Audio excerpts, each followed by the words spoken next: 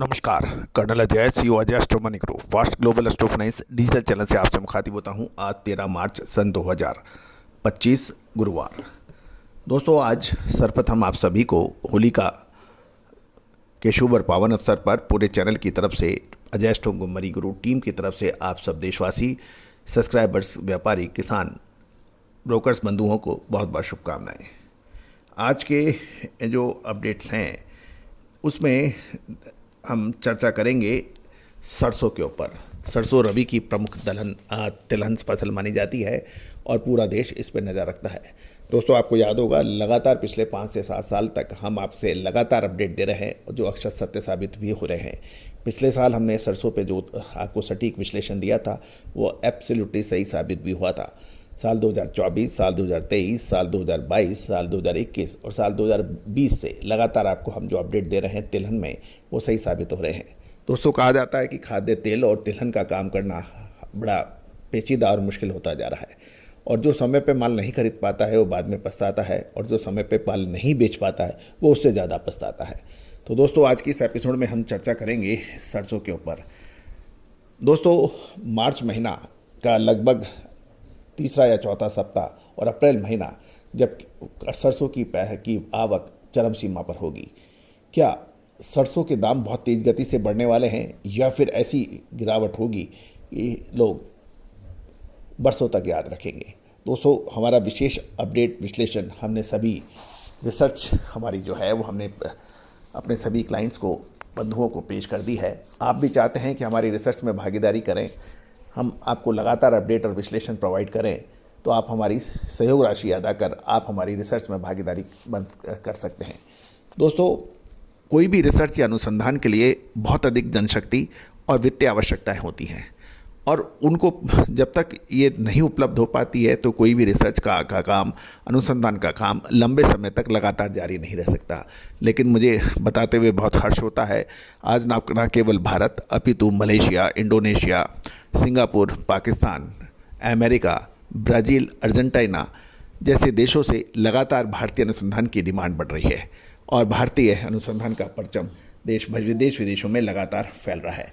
आप किसका इंतजार कर रहे हैं? आज ही संपर्क करें। जानिए सरसों के उत्पादन पर कुछ महत्वपूर्ण अपडेट। दोस्तों, खबर के निकल के आ रही है साल 2024-25 के लिए सरसों का उत्पादन लगभग 115.16 लाख टन होने का उम्मीद लगाई जा रही है, जो पिछले साल से 4.8% कम है। भारत का सरसों का उत्पादन रबी सीजन के लिए 115.17 लाख टन से अनुमानित किया गया है, जो पिछले साल के 120.9 लाख टन से लगभग 4.8% कम है। ये आंकड़े solvent extract association of India (SEA) और उद्योगों के सर्वेक्षण पर आधारित है। यदि हम सरसों की रकबे की बात करें तो ये रकबा जो सरकारी आंकड़े आए हैं उसमें 89.3 लाख हेक्टेयर आया है और स्टैटिक्स जो बाकी जो बाज़ार की आ रही है वो 92.15 लाख हेक्टेयर की आ रही है। साथ साथ औसत उपज की बात करें तो पिछले साल के मुकाबले कम है। औसत उपज 1249.71 किलो है प्रति हेक्टेयर बताई जा रही है, जो पिछले साल के मुकाबले कम है। और इसकी गिरावट का प्रमुख कारण ये बताया जा रहा है कि मौसम की अनिश्चितता है और उत्पादन लागत में वृद्धि है। अब स्टेट वाइज जो सरसों के उत्पादन की बात की जा रही है उसके मुताबिक राजस्थान, जो कि सबसे बड़ा सरसों का उत्पादक राज्य माना जाता है, लगभग 45% का योगदान मरुभूमि राजस्थान देती है, जो 52.03 लाख टन का उत्पादन होने का अनुमान है। उत्तर प्रदेश का नंबर दूसरा आता है 15.6 lakh ton, Madhya Pradesh 14.66 lakh ton, Haryana 12.3 lakh ton और पश्चिमी बंगाल 6.79 लाख टन है। गुजरात के अंदर 5.38 लाख टन और बाकी राज्यों को मिला लें तो 8.4 लाख टन है।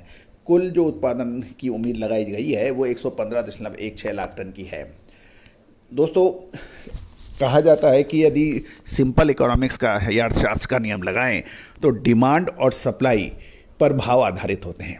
यानी डिमांड अधिक है और सप्लाई कम है तो भाव बढ़ जाएंगे, डिमांड कम है और सप्लाई बढ़ गई तो भाव गिर जाएंगे। लेकिन कभी आपने सोचा ये ऐसा ही होता है बाज़ारों में? जी नहीं, ऐसा हमेशा नहीं होता। डिमांड और सप्लाई के साथ साथ दूसरे जो मैक्रो और माइक्रो फैक्टर्स हैं, जब तक आप उसके ऊपर नज़र नहीं डालेंगे आप नतीजे पे नहीं पहुंच सकते हैं। जिस प्रकार किसी बच्चे के यदि मैथमेटिक्स में 100 में से 99 या 100 नंबर आ जाते हैं और बाकी सब्जेक्टों में वो औसत पास के भी लायक नहीं होता, तो वो 100 में से 100 नंबर लाने के बावजूद भी वो फेल माना जाता है।